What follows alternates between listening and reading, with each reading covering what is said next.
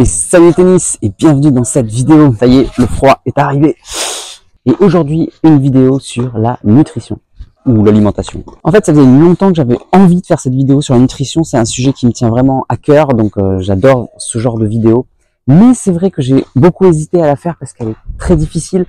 Il y a tellement de choses différentes et il n'y a pas de consensus sur la nutrition. Donc c'est très difficile de faire le point. Et c'est vrai que de faire tout ça de tête, lors du calendrier de l'Avent, où je fais une vidéo par jour, c'est quand même complexe. C'est le genre de vidéo que je préfère vraiment travailler des jours à l'avance, voilà, réviser pour vous donner un maximum de détails. Mais c'est pas grave, je me lance ce défi de faire une vidéo en improvisation complète sur la nutrition. Donc s'il y a des oublis, n'hésitez pas à me les mettre dans les commentaires, ça serait super intéressant.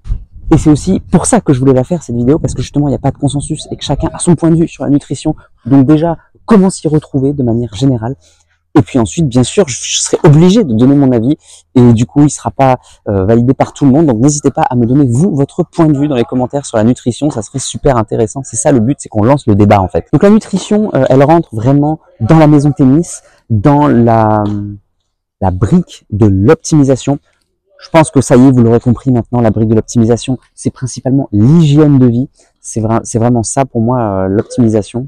Et souvent, l'hygiène de vie fait partie un peu du physique, mais qui est dissocié de la préparation physique, donc c'est un peu ambigu. Mais clairement, la nutrition, c'est fondamental, c'est directement ce que l'on met dans notre corps, donc c'est directement ce que l'on met. On dit dis-moi qui tu es, dis-moi comment tu manges, je te dirai qui tu es. C'est exactement ça. La manière dont on mange influence directement notre comportement et notre santé, notre vitalité, etc.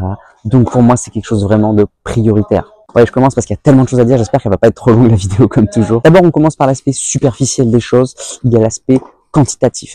C'est vrai que il y a des choses qu'il faut mettre dans son corps pour que le corps fonctionne. Donc on connaît tous les protéines qui permettent de reconstruire le muscle, les glucides qui vont donner le sucre, l'énergie, etc. Les lipides, les graisses qui sont très importantes également, les bonnes graisses parce qu'il y a aussi les mauvaises graisses. Pendant longtemps, c'était l'aspect quantitatif qui primait, c'est-à-dire que l'on absorbe tout simplement des calories et ces calories, on les dépense ou pas en fonction du sport. Et c'est ça qui nous fait soit maigrir, soit prendre du poids, ou soit maintenir notre poids actuel. Donc, par exemple, si on veut perdre du poids, on a dit pendant très longtemps il fallait faire des régimes hypocaloriques, c'est-à-dire diminuer les calories, parce qu'en fait, il faut tout simplement consommer moins de calories que ce que l'on dépense. C'est tout simple. Il faut faire du sport, dépenser des calories et en consommer moins. Et cette différence fera qu'on perd du poids. À l'inverse, si on mange des mauvaises calories, et ben du coup on va prendre du poids et on va grossir. Donc c'est pour ça que l'on dit toujours, quand on veut perdre du poids, ben soit il faut augmenter la dépense énergétique, faire du sport, soit diminuer les calories. Après, c'est valable aussi pour la prise de masse musculaire. On sait que ceux qui font de la muscu et qui veulent prendre de la masse essaient justement d'augmenter leurs calories pour prendre du poids. Et eux, toute leur problématique, c'est de prendre de la masse sans prendre du gras. L'objectif, c'est ça, c'est perdre du gras pour essayer de prendre de la masse. Et c'est là où la qualité du nutriment va rentrer en jeu. Et on va manger beaucoup plus de protéines pour prendre de la masse. Donc, il y a des régimes en fonction de ce que l'on veut, de nos objectifs. Donc, c'est vraiment spécifique. Et puis, bien sûr, j'ai pas dit, mais voilà, dépense égale à ce que l'on consomme. Et ben, du coup, on stagne et on n'a pas ni de prise de poids, ni de prise de masse. Alors ça, c'est l'aspect quantitatif. Et même si ça reste une base intéressante, parce que c'est sûr que si on se gave toute la journée et qu'on fait que manger en continu et qu'on fait jamais de sport, effectivement, ce principe quantitatif est valable et il reste quand même important. Mais on sait maintenant que ce principe n'est pas suffisant, qu'il est un peu dépassé. C'est un peu old school, comme on dit. Il existe des concepts, des calories vides. On sait que c'est pas forcément le quantitatif qui compte, mais peut-être bien la qualité. Et maintenant, tout le monde se méfie des régimes. À partir du moment où on dit régime, on pense régime hypocalorique. En fait, un régime en tant que tel, c'est pas forcément lié aux calories. C'est tout simplement notre manière de nous alimenter. Donc, un régime n'est ni bon ni mauvais. Il dépend tout simplement du régime en lui-même. Donc, le mot régime n'a pas vraiment de sens. Il n'est pas négatif ou positif. Mais c'est vrai qu'il est connoté régime égale calories en moins et du coup se priver, et on sait que ça fonctionne pas. Pourquoi? Parce que du coup le corps se sent en famine et du coup ça marche temporairement, mais qu'est-ce qui se passe après? Vu que le corps se prend en famine, et ben il craque et du coup on remange beaucoup et du coup on reprend le poids perdu. Donc c'est vrai que les régimes hypocaloriques ne fonctionnent pas pour ça, parce que du coup on a tendance à reprendre les kilos, voire plus. Et nous maintenant dans la nutrition actuelle, c'est plutôt manger de la qualité pour essayer de modifier son organisme, pas à court terme le plus vite possible, vite il faut que je perde du poids le plus vite possible, mais au contraire à long terme pour avoir un effet de santé. Et c'est ça le plus important, c'est l'effet de long terme et pas à court terme. Plus on va être à court terme, plus c'est difficile. C'est pour ça que j'ai beaucoup de mal avec les sports de combat où il y a une masse et qu'il faut faire moins de temps, parce qu'en général on fait 4-5 kilos de plus et juste avant la compète, et ben, du coup on mange très peu, on arrête complètement de manger et c'est une abomination pour le corps, c'est très difficile. Mentalement c'est déjà un gros challenge, hein. Par contre j'admire ceux qui arrivent à faire ça, mais voilà, au niveau du corps à long terme, c'est pas du coup ce qu'on préconise actuellement. Donc voilà pour le quantitatif, on va essayer de passer au qualitatif. Je vais parler de 4 régimes principaux que j'aime bien et qui vont nous permettre ensuite d'élaborer un plan nutritif. On commence par le régime paléo. Le régime paléo, c'est quoi? C'est de se dire, eh bien, écoutez, notre corps, il a évolué pendant 10 millions d'années. Pendant 10 millions d'années, on a mangé de la même manière. Et du coup, tout d'un coup, il n'y a que les dernières années où on a changé notre nutrition, notre alimentation. Et du coup, c'est pour ça que c'est pas adapté. Parce que génétiquement, on est les mêmes qu'il y a des millions d'années. Et que du coup, on a changé notre régime juste ces dernières années, et du coup, c'est pour ça que ça va pas. Mais il suffit de reprendre le régime de nos ancêtres, et tout irait bien. Donc, en théorie, ça paraît bien. Et quels sont les principes du régime paléo? Moi, ce que j'adore dans le régime paléo, vraiment, ce que je kiffe le plus, c'est que, en théorie, tout est bio. C'est normal, on chassait l'aliment. Il n'y avait pas cette notion de prendre des animaux en batterie et de les gaver et de les rendre malades et ensuite de les manger. Non, on chassait notre propre animal. Donc, on parle de chasseur-cueilleur. Donc, c'est vrai que c'est cette notion de bio. Et c'est ça que les gens ne comprennent pas dans le régime paléo, c'est que les ancêtres mangeaient de la viande, donc il faut manger beaucoup de viande. Ça n'a absolument rien à voir. Et puis donc, on peut manger de la viande en batterie de la mauvaise qualité. Donc déjà, le premier élément, c'est la qualité. Il faut prendre des trucs vraiment bio et vraiment sauvages, pas élevés. C'est vraiment très important. Et vu que ça n'existe plus aujourd'hui, c'est très difficile finalement de coller à ce modèle. Ensuite, il y a également le modèle, oui, ils mangeaient de la viande, mais en fait très peu. C'était peut-être une fois par semaine, voire des fois, ils en mangeaient pas pendant des mois, et tout d'un coup, ils chassaient un mammouth, et ils en mangeaient tous les jours pour fête, mais après, pendant des mois, ils n'avaient plus. Et c'est ça aussi qu'on comprend pas, c'est, ils mangeaient de la viande de temps en temps, et nous, on l'a traduit par, il faut manger de la viande tous les jours, tout le temps, à tous les repas. Et c'est une erreur. Donc, accepter de manger de la viande, ok, mais de manière très rare et ponctuelle, et puis bien sûr dans des bonnes conditions sauvages. Comme je l'ai dit, le régime paléo, c'est chasseur-cueilleur, donc c'est beaucoup de la cueillette, c'est beaucoup de plantes. En fait, ils étaient principalement végétariens, comme j'ai dit, avec des exceptions de temps en temps. Du coup, c'était une alimentation majoritairement végétarienne, et c'est ça, je pense, qu'il faut retenir de ce modèle-là. Ensuite, il y a donc, comme j'ai dit, bio, et il y a aussi donc tout ce qui est graines, c'est vrai que c'est un très bon modèle. Le modèle actuel de la nutrition, c'était que les graisses c'était pas bon et qu'il faut les limiter au maximum. Et eux, on se rend compte qu'en fait la graisse est bonne et qu'il faut manger des bonnes graisses. Les bonnes graisses, c'est quoi? C'est de l'huile d'olive, c'est des oméga 3, etc. Donc on peut manger des bonnes graisses et ça va aider l'organisme au contraire. Là où avant on supprimait totalement la graisse, maintenant on se rend compte que c'est bon à condition de manger de la bonne graisse. Donc c'est la révolution de ce régime. Bien sûr, des légumes à foison, légumes, graines. Et la spécificité du régime, c'est qu'on n'avait pas encore inventé les céréales, donc pour eux, il ne faut pas manger de céréales, ce n'est pas adapté à l'organisme. Donc il faut vraiment consommer le reste. Voilà pour le régime paléo, en résumé, hein, évidemment je résume, je simplifie énormément de concepts, si j'oublie des trucs, n'hésitez pas à me le dire dans les commentaires si ça vous parle. Mais moi ce que je retiens, c'est principalement végétarien, beaucoup de légumes, beaucoup de graines et beaucoup d'oméga 3, d'oléagineux, etc. Et puis bien sûr, attention, pas trop de céréales. Ensuite, on attaque un deuxième régime qu'on est obligé d'aborder, c'est le régime méditerranéen. Pourquoi? Parce qu'on se rend compte que le régime méditerranéen, soi-disant, c'est celui qui a été le meilleur pour la santé, celui qui a été catégorisé numéro 1 pour la santé. Et du coup, il faut expliquer pourquoi il est bon.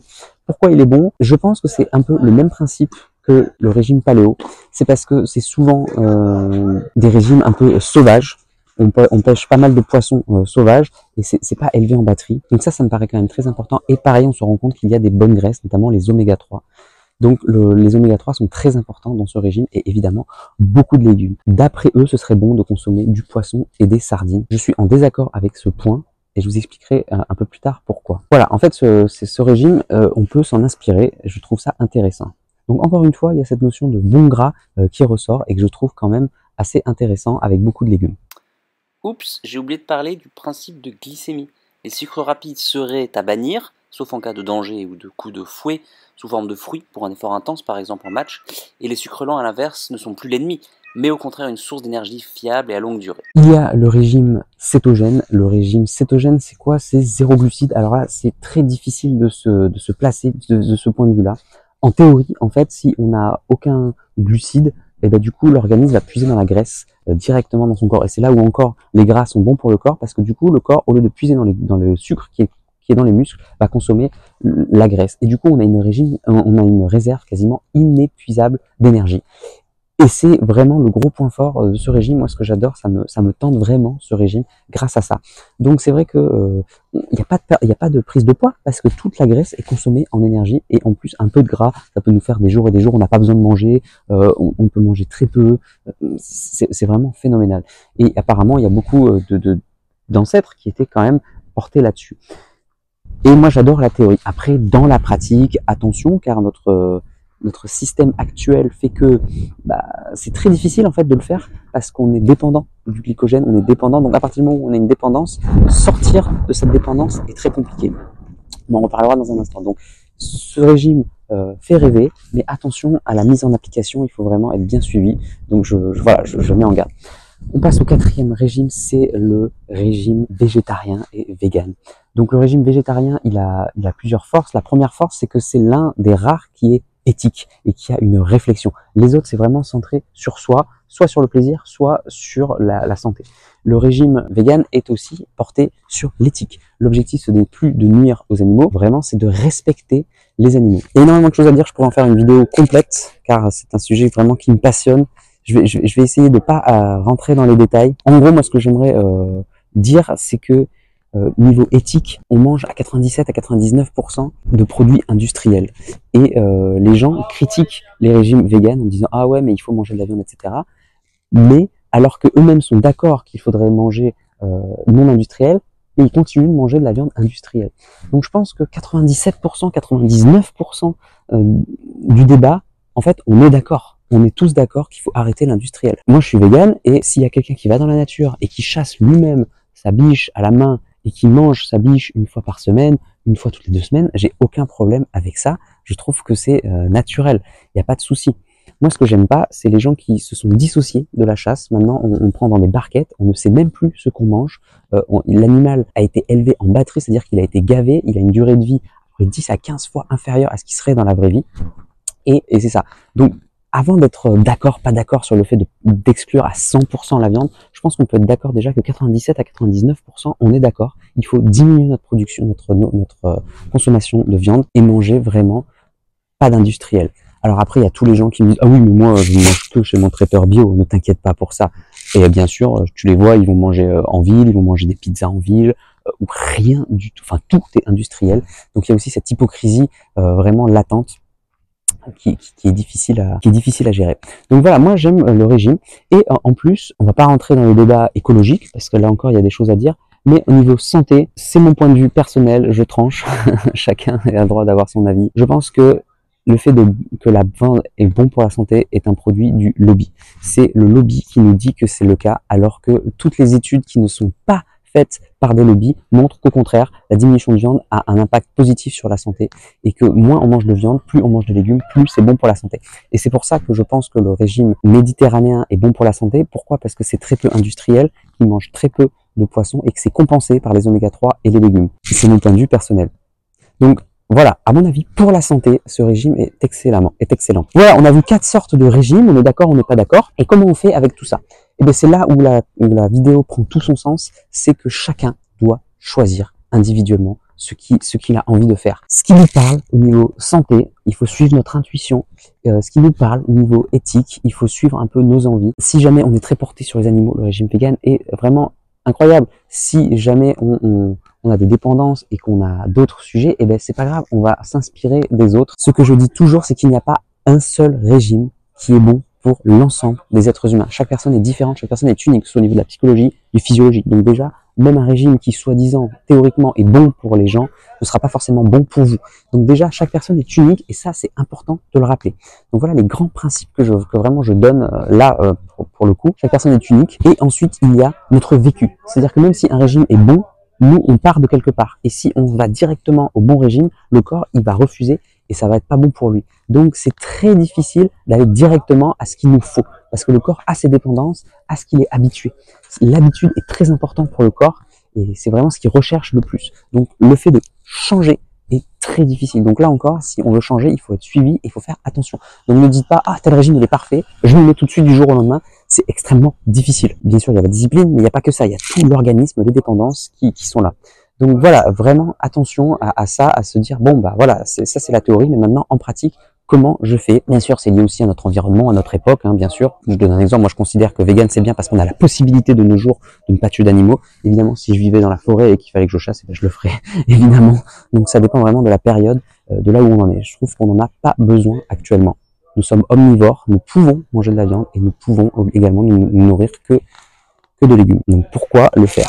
Il faut aussi préciser qu'il y a des choses qui étaient bonnes à l'époque, mais qui à notre époque n'est pas bonne. Je pense par exemple au sucre. À l'époque, on avait tout le temps faim, la nourriture était très rare, du coup il fallait manger tout de suite. Et on a tout le temps faim et on veut manger du sucre, tout ce qui est sucré. Et du coup, on essayait de faire des réserves parce qu'après, on savait qu'on allait ne plus en avoir pendant longtemps. À notre époque, c'est l'inverse. On a tout ce qu'il nous faut à longueur de journée, mais le corps lui-même n'a pas évolué.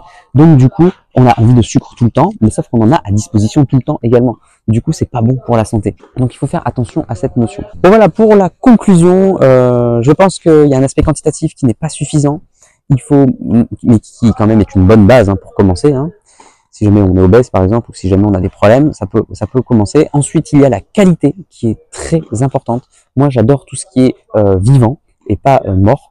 Donc, tout ce qui est légumes, graines, etc. Ensuite, en fonction de votre personnalité, choisissez. Par exemple, le vegan a besoin de céréales, alors que le paléo te dit attention, les céréales c'est pas trop bon. Donc, à vous de choisir. Est-ce que vous faites le paléo, est-ce que vous faites le vegan? C'est vous qui choisissez en fonction de votre identité, de vos plaisirs, de vos croyances, etc. Donc, c'est à vous de sélectionner ce qui vous parle. Et puis bien sûr, votre vécu, c'est vraiment le plus important. Bon, voilà, la vidéo est un peu longue, j'avais encore plein de choses à dire, mais je vais essayer d'arrêter là. Dites-moi dans les commentaires, c'est très intéressant pour moi, en fait c'est très important de voir le point de vue de chacun, parce que je sais qu'il y a des avis très tranchés, on est tous différents, on n'a pas les mêmes points de vue. Moi je pense que le plus important, c'est d'accepter les croyances des autres, ne pas imposer son point de vue, ne pas dire mon régime c'est le meilleur, parce que en fait ça dépend de la personne, ça dépend de son vécu, ça dépend de l'environnement, et c'est un mélange très complexe. Je me souviens, j'avais lu un livre aussi qui disait que la nutrition, le plus important, en fait, c'était de manger avec d'autres personnes, c'était le social, et qui parlait pas du tout de la qualité de nourriture. Donc c'est vrai que ça rentre en compte aussi, hein, le social, c'est vrai qu'on aime bien avoir des repas parlés. Au contraire, dans les tribus bouddhistes, ils te disent non, la nourriture, le plus important, c'est de manger en silence et de ne pas parler, de prendre son temps, de manger en profitant de chaque bouchée pour que la salive fasse la digestion en avance, etc., imprégner les odeurs, etc., et que c'est la qualité de la manière dont on mange qui est le plus important. Donc là, c'est encore d'autres choses. Bon, voilà, moi, je vous ai donné mes 4 régimes préférés. Je sais qu'il en existe d'autres, donc n'hésitez pas à me dire si vous avez d'autres idées. Mais voilà, moi, je m'inspire vraiment de ces 4 et j'ai fait mon choix parmi ces 4. Maintenant, c'est à vous de faire votre choix et de le dire dans les commentaires pour qu'on puisse en discuter. Moi, je vous dis à demain pour la prochaine vidéo. En attendant, n'oubliez pas, allez jouer au tennis. Intéressez-vous à votre nutrition, c'est très important. Progressez et surtout, faites-vous plaisir. Ciao. Si tu es encore là, c'est que soit tu es très motivé, et dans ce cas-là je te félicite, soit que tu aimes ce que je fais. Dans tous les cas, s'il te plaît, laisse un commentaire pour donner ton opinion et soutiens mon travail, soit en partageant les vidéos, c'est important pour l'algorithme, soit en allant sur Tipeee. Tu peux aller encore plus loin en t'abonnant à ma newsletter où je te donnerai plein de conseils. Rien de plus facile, clique sur le lien dans la description. À bientôt.